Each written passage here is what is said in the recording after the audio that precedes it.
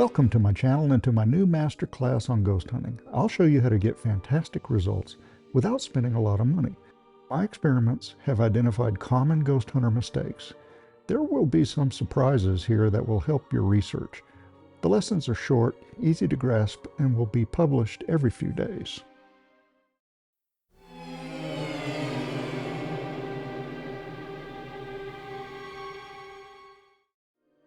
Here's a quick example of an advanced tip.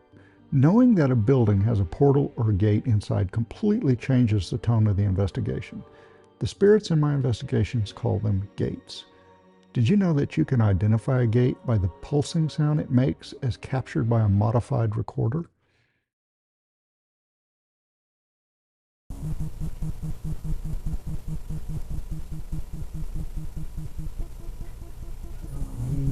Oh, wow. Yeah.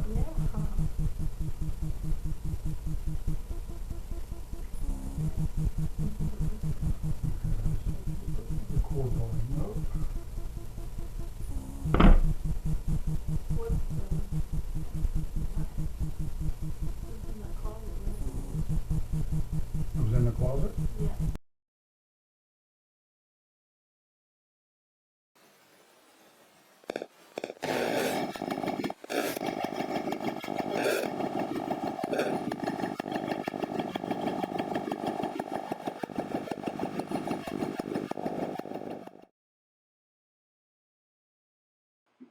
Can you manifest in front of me, please?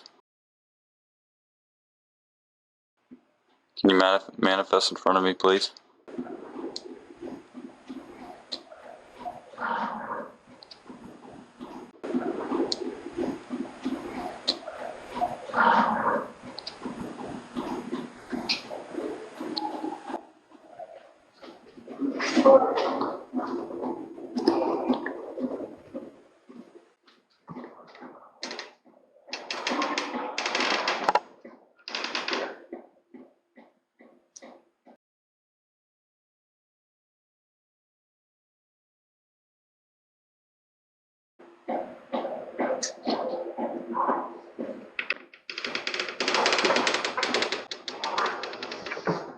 A gate can also be identified by the pulsing response on a tri-field meter set to radio frequency mode.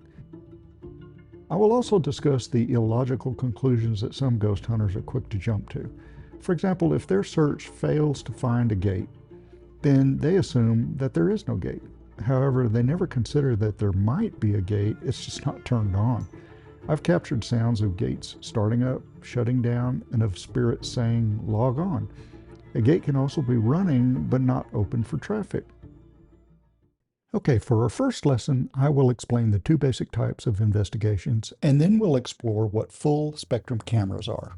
The first type is the typical ghost hunter or paranormal entertainment that's on TV. The atmosphere is critical to a successful hunt. Abandoned buildings, graveyards, any place that can really set the mood. Psychical research does not require a mood. I've caught countless EVPs in the middle of the day, but to see orbs and apparitions, the area needs to be dark. Psychical research requires discipline, methodical record keeping, and scientific method must guide the research. In a future lesson, the scientific method will be fully explained. If you're new to this, you probably want to go the ghost hunter route so you can get a taste of the excitement when something paranormal happens right in front of you. To get the best evidence, however, you have to develop courage so you won't panic when something like this happens.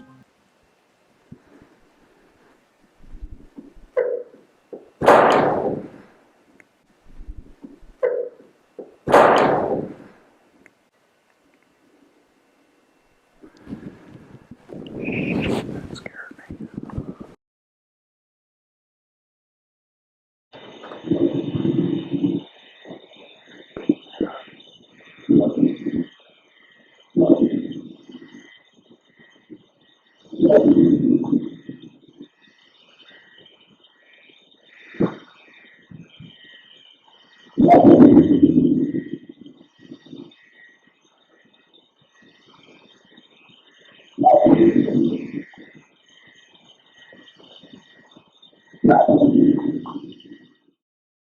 Now that was an example of cool-headed psychical research, as opposed to this professional paranormal entertainer. Is that you making all the noise? Holy oh my god! Holy stop!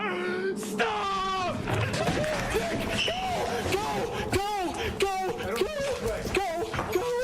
Go! Man, I wish I could have been there. There's no telling what I would have discovered in that room staying there. These recommendations are based on years of research. Research, man, not ghost hunting. I set up experiments to discover what works and what doesn't work.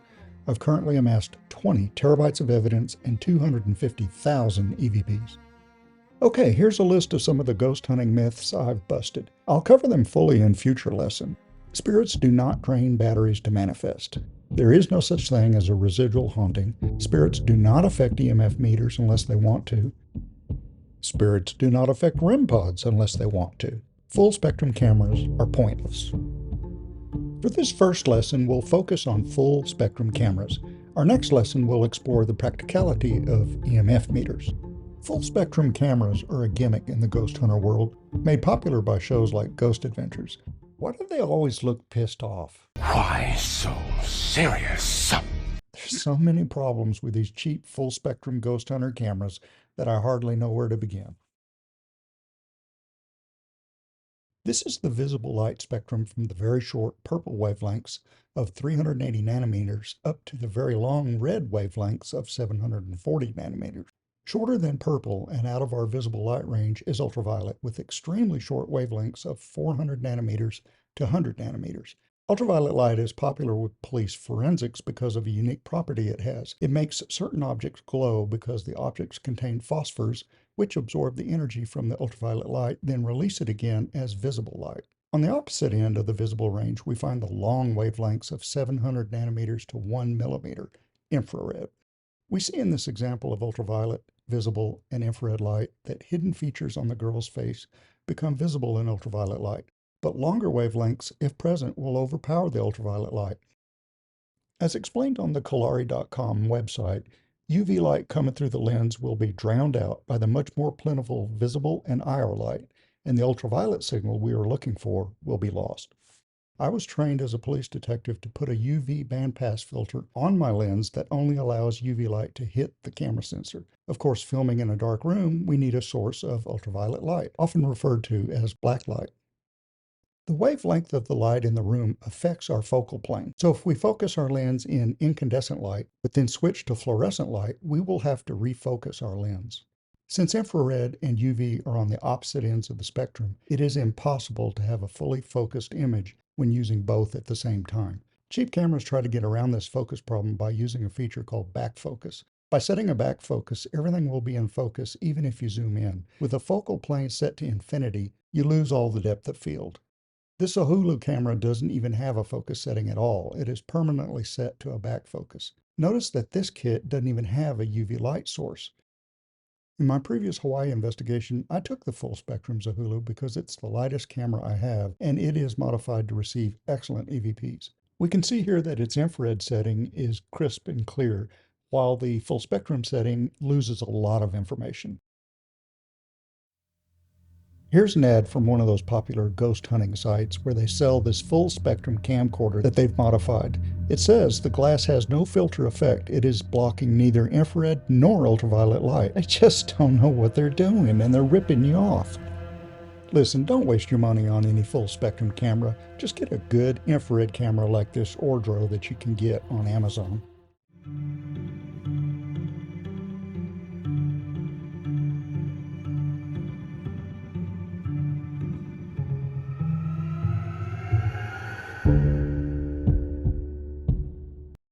People are always searching for that perfect camera or perfect spirit box. What's much more important is your psi ability. Spirits can use your psi energy to make things happen. I'll get much deeper into this in the segment on psychic abilities, but for now, all you have to do is start a routine of short meditation sessions throughout the day. You just relax, practice on emptying your mind, and just be open to receive. This simple exercise is highly effective. Before long, you will develop a natural ability to sense when spirits are in the room.